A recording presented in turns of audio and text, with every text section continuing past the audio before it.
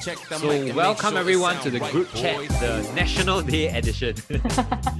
So today we were just gonna do a more lighthearted chat about our beloved Singapore, right? So Singwei and I, we're gonna do a very interesting discussion, right? We're gonna talk about 3 things we like about Singapore and 3 things that we don't like. We're hoping that you can comment in the comment section as well to tell us what you like and dislike. So maybe let's just jump straight into it. Let's talk about the good stuff first, right, Singwei? Okay. Like the thing that we like a lot about Singapore. Yeah. Okay. Take note, right, that we haven't discussed beforehand what's our 3 likes and dislikes. So it might overlap, but let's see how it goes. Singwei, you can start first with your first like. My first is safety, because I solo traveled. I travel with my friends to a lot of parts of the world. The safety in Singapore cannot be compared to anywhere else. Yeah. So that is for sure. I can walk on the street 1 a.m. no fear. But other places 8 p.m. I also a bit like need to be more alert. Oh my god, we have the same point. I wrote safety down as well. I think once you travel overseas or you live overseas for a prolonged period of time, you realize that how safety is like pretty underrated. I think I'm really very thankful that I haven't met any like major incident when I was traveling overseas, but I think the very fact that I've seen maybe news and stuff that could happen, like, you know, like overseas, then it just get me to realize that this is something that we taken for granted, right? That we keep thinking that, oh yeah, like it won't happen to me kind of thing, but actually it does happen to people. So I think safety is something that I strongly really appreciate. The fact that, you know, I think for Singwei, you know, when you go out late at night, you think that you'll be completely safe. I really appreciate that.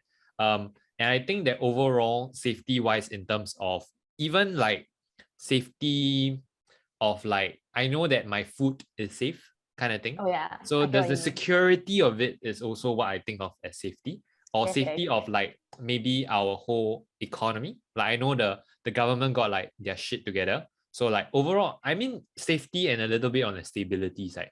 That, you know, we're in a safe space, in a country that we can comfortably grow up in without having to worry about war or like, I don't know, conflict and like food security, I don't know, those kind of stuff. Safety from natural disasters as well, I guess. So it's just like we are just like our protected little bubble, and I love it. Yeah. So anyway, maybe we jump on to the next one. Yeah. My second point is food. Hey shit, like we just oh my god, it's like we copy each other's answer. I think it's how delicious it is, how flavorful it is. Like some food is very some cuisines are nice, but they're so monotonous. And for us, it's like we have very wide range, and then it's very delicious, and it can be cheap as well. You know, it's like hawker food are cheap and nice. So I think the cheap and nice part is not easily achieved other parts. But a friend once told me it's not hard to find delicious food, but it's not easy to find delicious and cheap food. And I think Singapore we have a lot. Singwei, come call out your monotonous cuisine. Say it, and get people to hate on you. I don't know. Yeah, it's okay. But I wrote food as well. Like this one is like I'm a foodie, so I'm just like super like happy every time on the weekend as I decide where I want to go for food. Right, it's like, wow, I got so many options. Like I just appreciate that, and I think to me, right, I'm not a very artistic person. Like okay, I'm not good in music. I'm not good in art. But I think for me, right, I can't really appreciate those two a lot. At a very deep level, but I appreciate like food as a form of art. That's just me. I think because it's like, in a sense, food is like chemistry, it's like fusion, and like you really need to know your shit to make it nice. And I was like, actually Singapore is like, the food is really amazing. I'm so in love with the whole hawker culture thing, even though I know one day it's gonna fade as the generations go on. I mean, there will be innovations and stuff, but for me, I'm a very like traditional, like I want like, original flavor. I need that wok hey. Yeah, that's why that's something that I really appreciate, because I know this for certain. When I think Singwei can relate, when you're staying overseas, right? When you're overseas for 5-6 months and you don't get to eat your freaking char kway teow and chicken rice, you're just like, I'm dying. But like, I think Sweden is probably worse. Oh my god, talk about monotonous cuisines, man. Meatballs.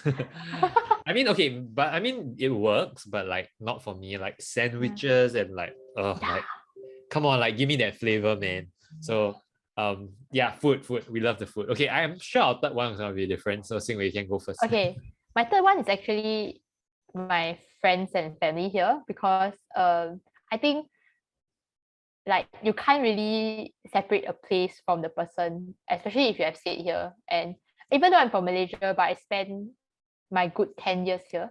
It's probably like my nicest 10 years. So that's why I think for sure the people here, like the people that I know here. Hey, that's corny, man, but I accept it because I agree. Yeah. Okay, my third point is different. All right, my third point is efficiency. Finally. So I really appreciate that because that's very fair. once you're overseas, you realize that a lot of things here are taken for granted. For example, if something breaks down in Singapore, I'm like, oh, it will be fixed soon. Like soon means quite soon. Like, and like even like basic processes like applying for a passport or like just generally everything is done here like so fast, so efficient. Yeah. Like your MRT is like zoom, zoom, zoom. Like just public transport is amazing. Like there's so many things that work in Singapore. And when you go overseas, you just realize how broken everything is. Like it just doesn't work. Like one of my worst experiences was in Italy. Some issues with the luggage. Like they told us that they're gonna deliver the luggage to our place because of like their own screw up lah, basically. And they did not deliver the luggage after like 2 days and shit. We had to go all the way down to the airport. The luggage wasn't there. They told us they will send it over. They told us they will send it between 10 p.m. to 12 midnight. We literally stood there for 2 hours outside our Airbnb because we were afraid that they would drive past us. It never came. It came in like 4:30 a.m. in the morning. And it was so stressful overall because we were supposed to travel to another city the next day. So if our luggage didn't came, then we were like screwed up basically. So we didn't have our clothes, everything to change. So I was literally wearing like a freaking dry fit. That was my pajamas out around in Italy and shit. But like there were a lot of things that I took for granted that I thought that, wow, thank God Singapore so efficient. So I really like that. Yeah. I think it's only when you travel overseas and you compare, then we would know that like how like it's not so simple. Like other countries not doing it right. Yeah, it's like everything here is so efficient. Like I'm signing up for shit now. It's like everything just like click through SingPass and like it links and like, I'm like, okay, cool, man. Like this is too efficient, but like I love it. Overseas, you need to write endless amount of forms and it just like takes forever. It's like, oh my God, the efficiency of Singapore is like perfect. Okay, now more to not things we don't like, things we think that can be better, right? So areas of improvement we wish our country could have. So this is the more spicy stuff. As usual, I'll let Xing Wei take the bullet first. Actually, this one is not really. I think my next 2 points will be a bit more like I need to qualify it. But the first one, I think everyone will agree. It's damn hot. So hot and humid. Cannot. I want to come in here to say this. I am a more hot climate person than cold. So I rather hot than cold. So sometimes it gets really too hot. But to me, too hot, you can on aircon. Too cold, right? You're just dying. So for me, I actually like that it's hot, but maybe not so hot. Yeah, exactly. Yeah, that was my first point actually. Yeah. So I mean, from like back in the days where I was like actively training and stuff, like the humidity is just like disastrous. I have to like change 3 shirts when I train. When I go overseas, I can just like wear back the same shirt after training. I barely sweat lah. So I think in that sense, you know, like the humidity then, I guess. Yeah, the humidity. It's not just the I think maybe it's not the temperature, it's the humidity. Yeah, the humidity is the one that is like scary. Sing, what about your second one? Why? Oh, do you also say weather? Oh no, I didn't. Oh yeah. Right. Okay, so my one. Okay. So for one thing that I don't really like is what I call the safe mentality. I think Singaporeans, right, is like there's a standard. That's my second point. Oh man, okay. It's like there's this standard template that you're supposed to live through your life. Like, or go to school, you know, do well, get a good job, then like start a family, then like whatever. You know, it's like very safe. Like, and I really don't really like that kind of mentality. Okay, one real example is when I was working in, I don't name drop, but like a certain government agency in Singapore. Then the kind of like ideas and the kind of like proposals and plans that are pushed out is always not about what is the best plan, but what is the safest plan. Like which one has the least chance of us getting like screwed over. it's always about that. It's like, oh, is this like, yeah, like I think this one like not good enough because like it's not safe enough. Like maybe like a basic example would be like, for example, you're supposed to showcase an experience, right? Like it's very fun and stuff, right? So that was the project. But then like the things they were concerned with was, hey, is the person that is being photographed wearing mask? Or like last time there was like all the like group thing, right? It's like, oh yeah, I think cannot have like more than 5. More than 5 people. I was like, bro, we're trying to show it's fun. Like people are coming here and tell me you cannot show more than 5 people. Then it's like, okay, but like those are the kind of like red tapes and stuff that I find like a bit like too restrictive. It's like there's one perfect example that I always use. So overseas, right? If you're driving, okay, I mean this is a story that I remember. Don't quote me on this. But overseas, if you're driving, right, you can do a U-turn anywhere. Unless they put a no U-turn sign. In Singapore, it's the reverse. You're only allowed to U-turn if they put a U-turn sign. You are not supposed to do a U-turn in places without a U-turn sign. So in that very basic example, it tells you a bit about the mentality of Singaporeans. It's you are only supposed to do what you're told to do. Like now here say U-turn, then you can U-turn. But overseas is like you can U-turn anytime you want. It's just that in certain places where you cannot do it, then you don't. So it just delineates the very clear cut in terms of what I call a mentality kind of thing. There's what you're supposed to do. You're supposed to be doing this, not supposed to be doing this. You know, it's like for me, it just feels like there's more ways to live rather than just this. But I think this is also maybe a generational thing. Like, I mean, social economy, like we have to progress to become a developed country before we can develop more on that scene. But that's just something I dislike, the very safe mentality. Singwei, you had the same point, is it? But my word, I wrote here rigid and structure. Like I think it's similar idea. I think Singaporeans have very rigid way of thinking. Like this, like step 1, 2, 3, 4, 5, 6, 7, 8, 9, 10, success. Like that is the template that apply to life in general, and anything that falls under that is chaos to them. I think it's a personal experience. Recently, I traveled to New York. People who traveled with me were like, this place is too chaotic. Like, this place is like crazy, insane. Actually, it's not. It's just not Singapore. Like, and it's normal. Like, it does not make them crazy. It's not make them insane. It's just outside of your what you think a city should be like. Clean. People just walk normally. If there is you need to tap your card to get into the metro, you tap your card to get into the metro. But in New York, it wasn't like that. It was like a bit of like there was like a very high energy, very high chaotic energy. But I think in general, many Singapore, I won't say all, definitely won't say all. I think we need to qualify, right? Not all, everyone is like that. But many are very rigid. Like there's just one correct way. There's only one correct thing, one correct way, one correct definition. etc. Yeah, I think that is not the most pleasant. I think this kind of leads me into my second point as well, which I think there's not enough emphasis on things outside of that mainstream school of thought. For example, I myself as an athlete, right? In like during my schooling days or in the period where I was trying to, you know, become more competitive and stuff, there just isn't much like support, I think, in terms of supporting more of the sports and the art scene. I think there's just a lot and so much emphasis placed on making the economy work, in the sense that even to a large extent, you can clearly see how there's so much more of a stronger focus on math and science. I think purely because there's a demand for it, to make sure the economy grow. Now, I'm not saying that the arts and the sports are useless. I clearly disagree. But I think there's just so much de-emphasis on a policy front that makes it difficult for it to flourish. So I mean, if you look overseas, anywhere in fact, of course your country needs to be like rich enough to get like to offer support, all right?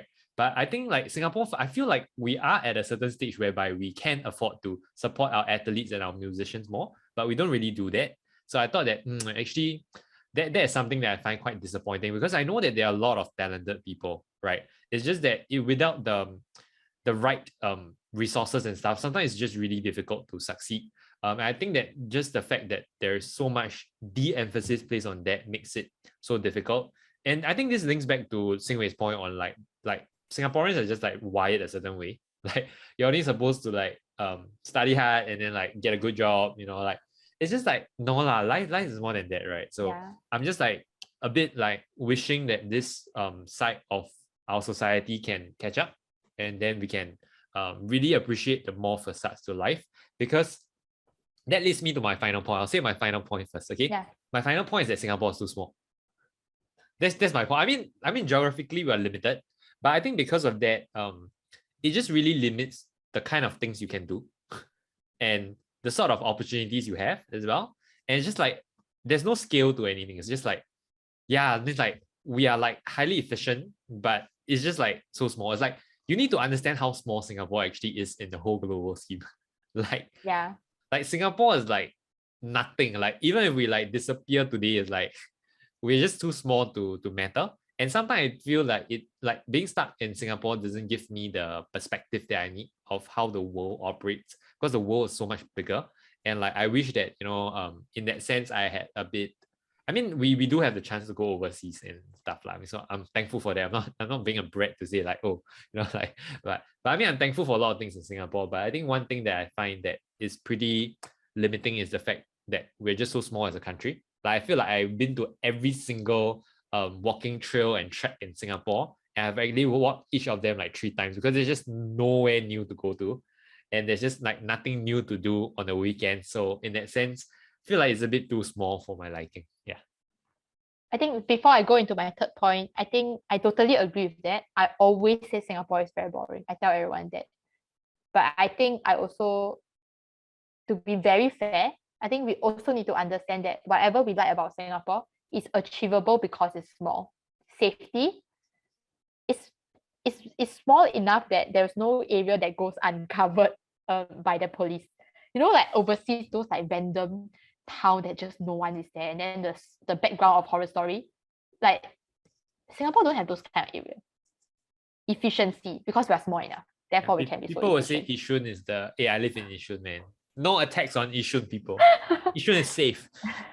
Yeah. I mean, I don't do go to Yishun. I think Yishun is safe. And then like efficiency as well. It's because we are small enough to be efficient.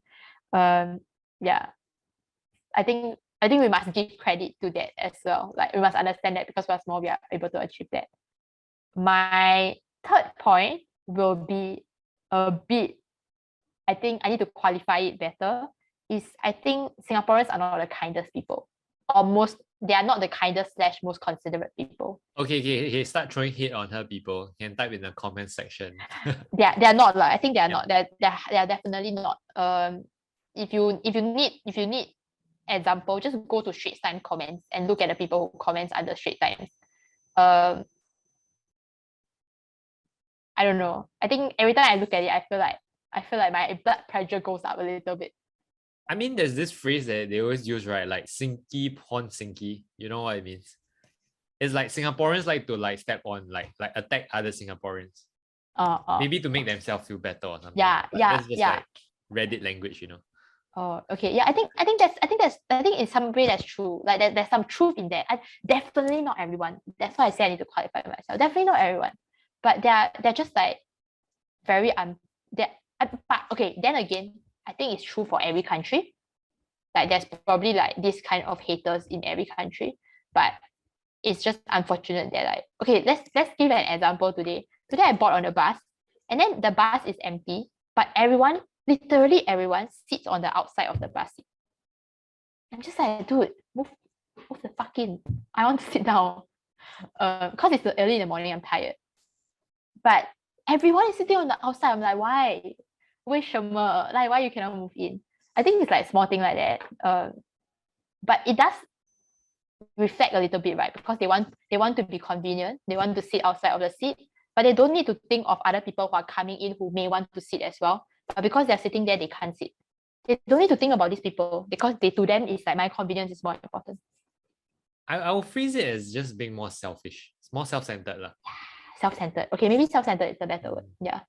Yeah, I mean, we definitely feel that. I mean, okay, this one, right, I might be preaching a little, and I do not know where this podcast is going, but I just feel like in Singapore, the rat race mentality is very real. And when you're caught in a rat race, it's always about you against others, right? Then it's like, because like from school, right now you're graded on a freaking bell curve. It's like you cannot do well. You need to do better than the person beside you. And I think if from young, right, we are brought up with that kind of mentality, as you go out to society, it will be the same situation. What, like, I need to be doing better than my neighbor, right? I want to have an easier time alighting the bus than the person that sits beside me. It's always about me against the rest, me against the rest. And I think it just builds this very unhealthy obsession with like outdoing other people, because life is not about that. What life is more than that. I mean, there's like a lot of people. If you've been to meet more people overseas and stuff, you realize that there's so much more to life than just like being first or like being better or like what. Nobody cares, right, about you. You are just so insignificant, right? Nobody cares about your achievements and sorts. But I think in Singapore, there's just so much emphasis since young that's placed on this idea of like being like outdoing and like whatever, like results and stuff, that people just start to feel so self-centered that is like, I just need to care about how I do, and like, I don't have to care about other people. And this just sets up the kindness in parts of society that we wish was more evident. So anyway, do you think it just boils down to our education system then? I think education system definitely plays a part in this, because it takes up basically the first 10 years, at least 10 years of someone's life. If that 10 years are do right, I'm pretty sure we can be like better people, like we can be better generation. Yeah, I mean, I have similar views on it. I mean, as much as ourselves, we are tutors, right? For me, I always tell my students the same thing, which is that we are not in a position to change the system, right? So if you are caught in this system, the best you can do is just to make the best out of it. But I think something else that both me and Sing are actively trying to do now is, how can we, on the fringes, make things better for others, which is the whole idea of this podcast, or even what OVERMUGGED is trying to accomplish is, how can we just make your life easier or make your life better, right? How can we impact your life in a certain way, as much as it might just be a very small way, but it just makes your life a bit better, to make the world a kinder place. I think that's a big part of it, which is why when we started, we decided, hey, we want to make sure that notes are free, right? So we have making it accessible for all and stuff. And I think just generally, even in our future projects that we're planning to embark on, it will all be related to just making your life better. I think that's just one part of it. Maybe in the future, if we have a chance, we can share a bit more. But I think for now, Singapore. Singwei, final question. Do you love Singapore? I think I love Singapore, therefore I want it to be better. That's why I have thoughts about it. If I don't love Singapore, then let it burn and crash. I don't care. Same thoughts, man. I'm a proud Singaporean and I love my country. I realized that when I went overseas and then people were asking me about where I came from, and I just had like good things to say about my country. And I think that was one moment that was like, okay, like, yeah, hashtag proud Singaporean. So I think that was for me, that moment where I realized that, hey, actually my home country is great. And I think of course, you know, we Singaporeans, we love to complain, right? So actually, why not, you know, like for our listeners out there, if you're watching this on YouTube, leave in the comments. Tell us the top 3 things you like and the top 3 things you don't like about Singapore. That'd be very fun. Yeah, and then we can see whether there's any overlap between our topics. And I think it's just more interesting to just start a conversation around it. I think that's about it for this week's episode. For anybody tuning in, happy Nationals Day. Happy National Day. Happy National Day. Happy holiday. Happy holiday. That's more important. Yeah, man, I love it. All right, go and enjoy the festivities of celebrating our nation's birthday, and we'll see you in the next podcast. Bye-bye. Bye, everyone. It sound right, boy.